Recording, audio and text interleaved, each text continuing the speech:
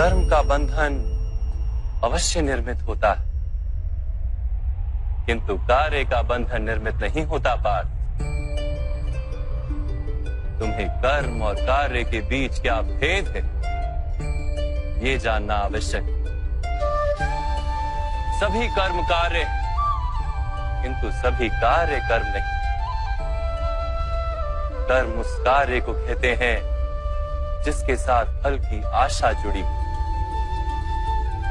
मनुष्य जब भी सुख की, संपत्ति की, प्रशंसा की आशा रखकर कोई कार्य करता है तो वो उस कार्य के फल से बंध जाता है। जब किसी कर्म को फल की आशा से किया जाए तो उसे सकाम कर्म योग कहते हैं, और जब किसी कर्म को बिना किसी फल की आशा से किया जाए तो उसे निष्काम कर्म योग कहते हैं। इसी कारण से उसे बार बार जन्म लेना पड़ता है। वास्तव में मनुष्य को कोई कर्म नहीं बांधता, कर्म से जुड़ी आशाएं उसे बांधती।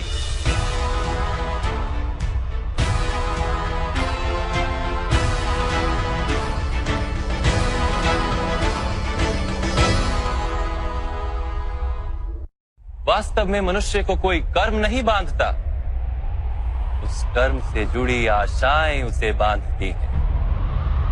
वो कैसे माधव? यदि इस युद्ध में तुम्हें विजय होने की आशा है तो पराजित होने पर तुम्हें भीषण दुख होगा, और वो दुख तुमसे कोई अन्य कार्य करवाएगा जिसके लिए तुम्हें दूसरा जन्म लेना पड़ेगा। और यदि तुम विजयी हुए तो तुम्हारा अहंकार बढ़ेगा, और वो अहंकार तुम्हें विश्व विजय के लिए प्रेरित करेगा, तुमसे हत्याएं करवाएगा और उसका पाप तुम्हें बांधेगा।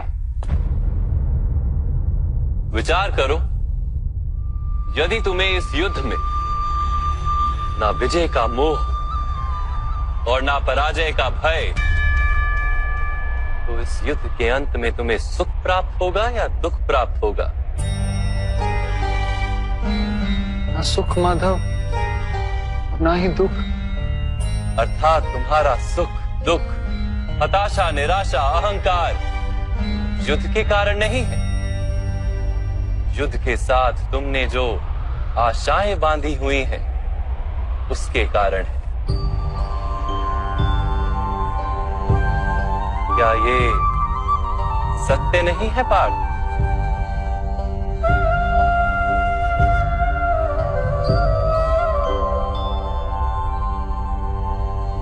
सुख दुखे समे कृत्वा लाभा लाभो जया जयो ततो युद्धाय युज्यस्व नैवं पाप मवाप्स्यसि। अर्थात सुख दुख को समान मानकर लाभ हानि जय पराजय का विचार किए बिना यदि तुम युद्ध करोगे कौन्तेय, तो तुम पाप के भागी नहीं बनोगे। इसी को कर्म योग कहते हैं। जो सांख्य का ज्ञान प्राप्त कर लेता है वो ये जान लेता है कि वो शरीर नहीं, केवल एक आत्मा है। शरीर के भोग और अनुभव तो केवल मृत्यु तक है, अर्थात वास्तविक नहीं, केवल माया है। उसके लिए कर्मयोगी बनना सरल हो जाता है। परंतु माधव, यदि कार्य से बंधन निश्चित है तो क्या संसार का त्याग करके संन्यास लेना उचित नहीं? इसी विचार का परिणाम है कि आज ये युद्ध हो रहा है पार्थ।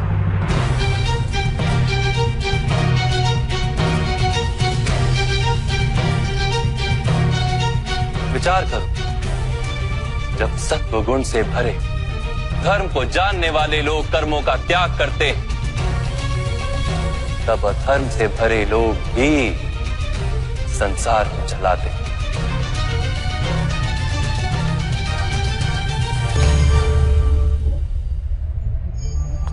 यदि महामहिम ने संसार का त्याग ना किया होता तो आज अधर्म इतना बढ़ता ही नहीं।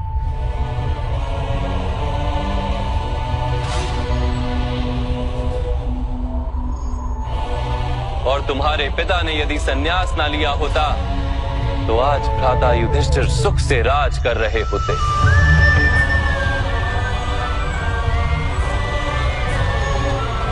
और अपनी प्रजा को न्याय और धर्म का ज्ञान दे रहे होते। किंतु दुखदायक बात तो यह है पार्थ कि सत्वगुण से भरे मनुष्य ही संसार को लाभ दे सकते हैं, किंतु वो ही संन्यास का विचार करते हैं। जैसे जल तो भाप बनकर उड़ जाता है और कीचड़ वहीं पड़ा रहता है, वैसे सत्वगुणी सज्जन लोग तो संसार का त्याग कर देते और तमस से भरे अधर्मी लोग संसार में कार्य करते। इसी कारण से संसार में पाप और अधर्म बढ़ता है।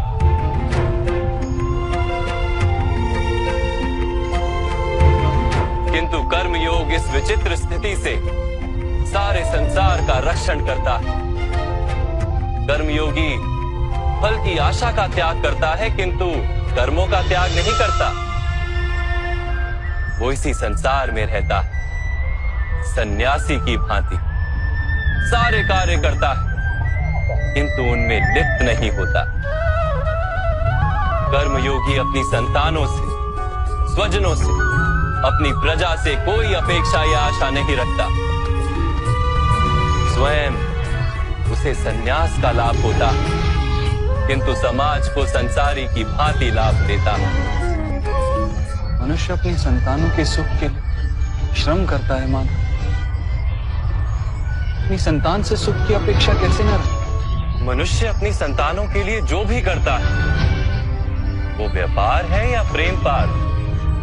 प्रेम माधव। तो फिर अपने कार्यों के प्रति फल की इच्छा क्यों पार?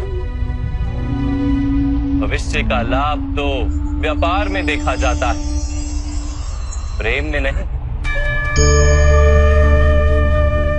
जो मनुष्य अपनी संतानों का चरित्र निर्माण उचित रूप से करता है, संतानों को प्रेम और धर्म के संस्कार देता है, उसकी संतानें भी मनुष्य को प्रेम और सुरक्षा अवश्य देती।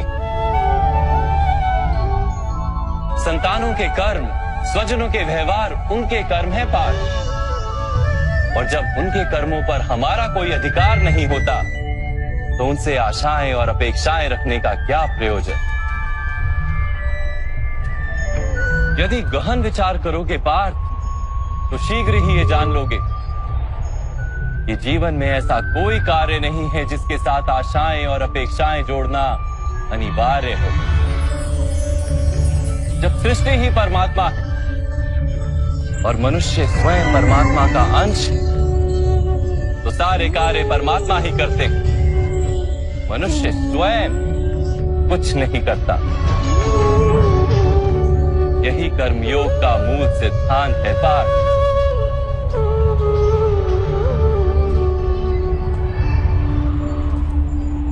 तुम्हें भी कर्मयोगी बनकर ये युद्ध करना आवश्यक है पार्थ। त्रिगुणिया विश्या वेदा निस्त्रिगुण्यो भवार्जुना निर्द्वंद्वो नित्य तत्वस्थो निर्योग क्षेम आत्मवान। 3 गुणों का त्याग करके निर्गुण बन जाओ पार्थ। इस द्वंद्व से मुक्त हो जाओ। सदा सत्व अर्थात परमात्मा में बुद्धि लगाकर कर्तव्य का वहन करते रहो। कुछ प्राप्त करने की इच्छा और कुछ प्राप्त किए हुए का रक्षण करने का विचार त्याग दो पार्थ, और अपनी आत्मा को स्वतंत्र कर।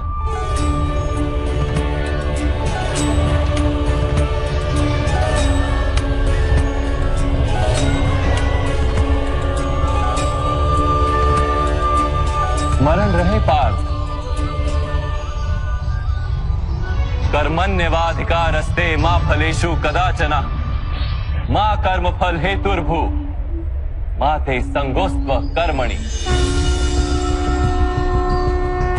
तुम्हारा अधिकार तो केवल कर्म करने का है, फल तो ईश्वर के हाथ में।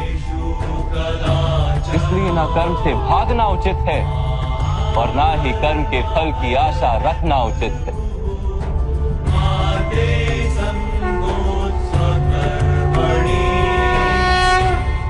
जो फल का त्याग कर परंतु कर्म का त्याग ना कर, ऐसे कर्म योगी को कैसे जाना जा सकता है माधव? विश्वाविनिवर्तन्ते निरहारस्य देहिनः रसवर्जम रसोप्यस्य परम दृष्ट्वा निवर्तते। सुनो पार्थ, जो स्वाद से छूटने के लिए भोजन का ही त्याग कर देता है, वास्तव में उसके मन से स्वाद की लालसा कभी जाती ही नहीं। उसे दोहरी हानि होती है। एक तो वो निर्बल हो जाता है, जिसके कारण परमात्मा को प्राप्त करने का जो प्रयत्न अनिवार्य है उसे वो नहीं कर पाता। और दूसरा, सदा ही उसका मन स्वाद की लालसा से भरा रहता है। इसलिए भोजन का त्याग करने से उत्तम है स्वाद की लालसा का ही त्याग कर दिया जाए। कर्म योगी अपने मन की सारी लालसाओं को खींच लेता है, जीवन को कर्तव्य मानकर कार्य अवश्य करता है, किंतु उन कार्यों से जुड़ता नहीं। और बात, जो व्यक्ति अपने कार्यों से आशाएं और इच्छा नहीं रखता, उसी के कार्य पूर्ण होते हैं। एक असफलता से दुखी होकर जिसका मन डोलता नहीं, एक सफलता से आनंदित होकर जो स्वयं को सर्वश्रेष्ठ नहीं मानता, ऐसे ही व्यक्ति को कर्म योगी कहते हैं। और ऐसा व्यक्ति जीवन में बार बार सफल होता है।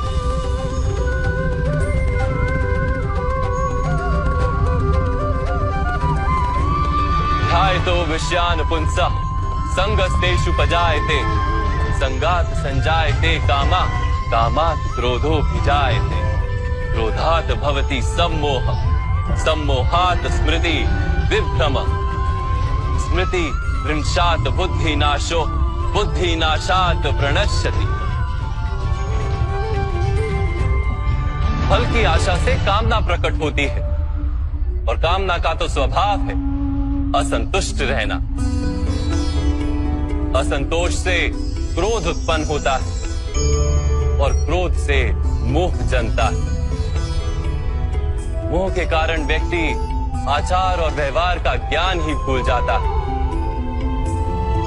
ज्ञान के जाने से बुद्धि चली जाती है, अनुचित प्रकार के कार्य होने लगते हैं, और समाज ऐसे व्यक्ति का शत्रु बन जाता है। और अंत में ऐसे मनुष्य पूर्णतः पतन हो जाता है।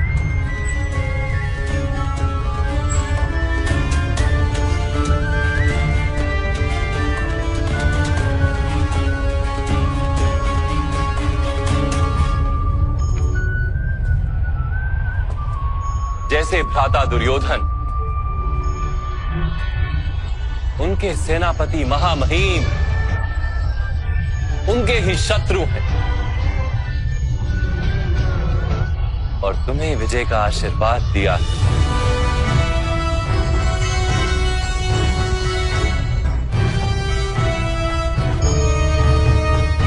पार्थ, कर्मयोग ब्रह्म विद्या का दूसरा चरण है। परमात्मा में अपनी बुद्धि स्थिर करो, स्वयं को आत्मा जानो, मिथ्या बंधनों से मुक्त हो जाओ, और फल की आशा का त्याग करके केवल कर्म करते रहो।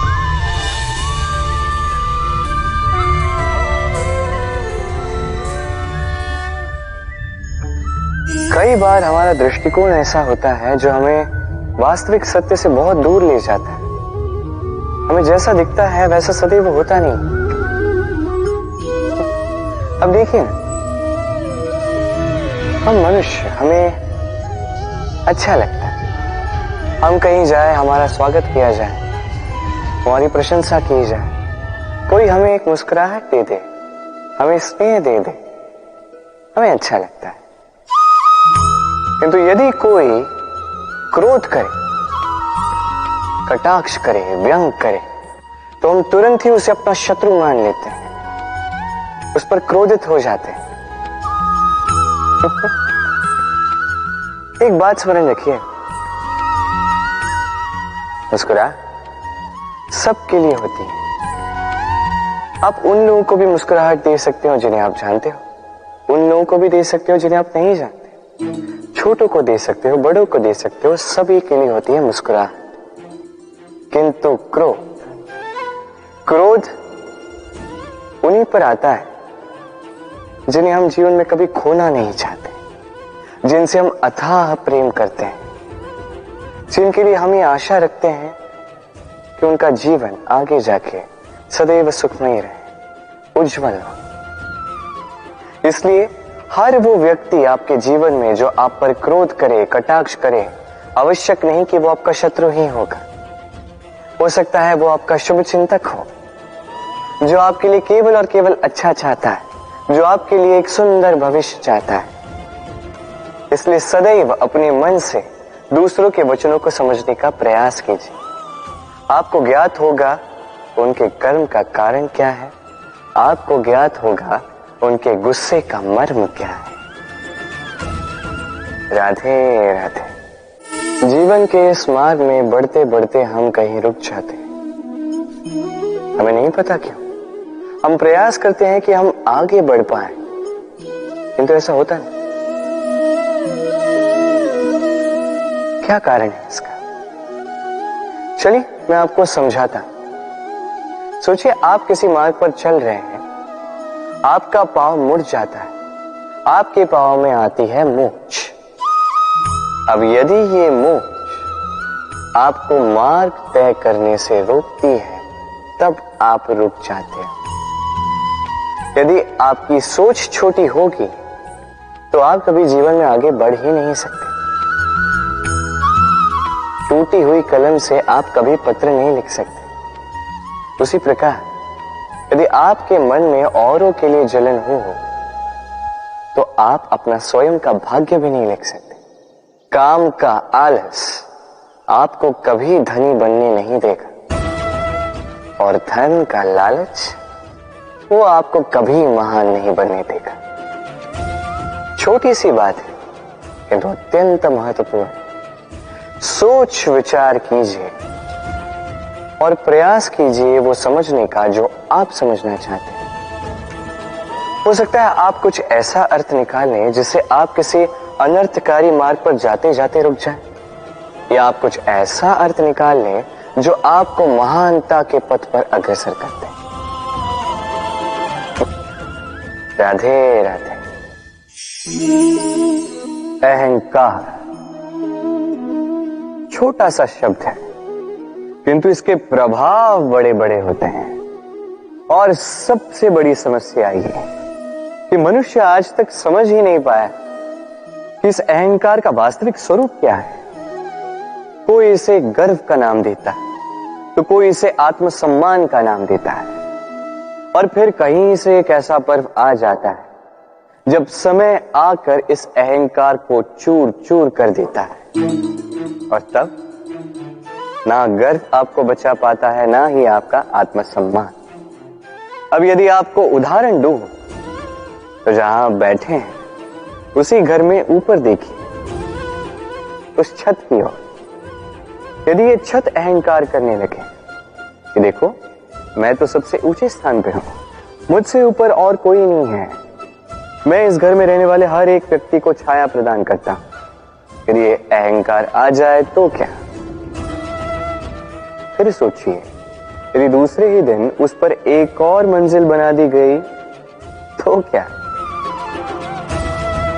यही छत जिसे अपनी ऊंचाई का अहंकार था, जो सबसे ऊपर था, वो अब फर्श बन चुका है। यही होता है मन में कभी अहंकार ना पाना। यदि मन में कुछ रखना चाहते हैं तो प्रेम रखें, स्नेह रखें। चाहे इस अहंकार को आप जो भी नाम दें, चाहे गर्व, चाहे आत्मसम्मान, ये कहीं से भी आपका लाभ नहीं करेगा। तो इस अहंकार को त्यागिए और मेरे साथ प्रेम से कहिए, राधे राधे। हमने कई बार लोगों से ये बात सुनी है, जीवन में जब भी धन अर्जित करो बचा के रखना। क्या है, कठिन समय में, किसी बुरे समय में ये आपके काम आता है। किंतु क्या ये बात 100% सत्य है? सोचिए, ये सारा धन जो आपने अर्जित किया है, क्या ये आपको स्वास्थ्य लाके दे सकता है? ये सारा धन क्या आपको सुख खरीद के दे सकता है? नहीं ना। चलिए मैं आपको एक बात बताता हूं। परमेश्वर, ईश्वर, यदि इस ईश्वर पे आप विश्वास रखोगे, सदैव अच्छे कर्म करोगे, सब में प्रेम बांटोगे और सबके लिए केवल और केवल अच्छा चाहोगे, तो आपके साथ कभी कुछ बुरा हो ही नहीं सकता। समय बदली, समय बदलने के औजार नहीं, और प्रेम से कहिए राधे राधे। समय, कहते हैं हमारे जीवन का हर एक पल स्वर्ण होता है। अब या तो हम इसे अपने पास रख सकते हैं या तो इसे जाने दे सकते हैं, क्योंकि यही छोटे छोटे पल है जो हमारे जीवन को बनाते हैं। अब ये जीवन कैसा होगा ये हम पर निर्भर करता है।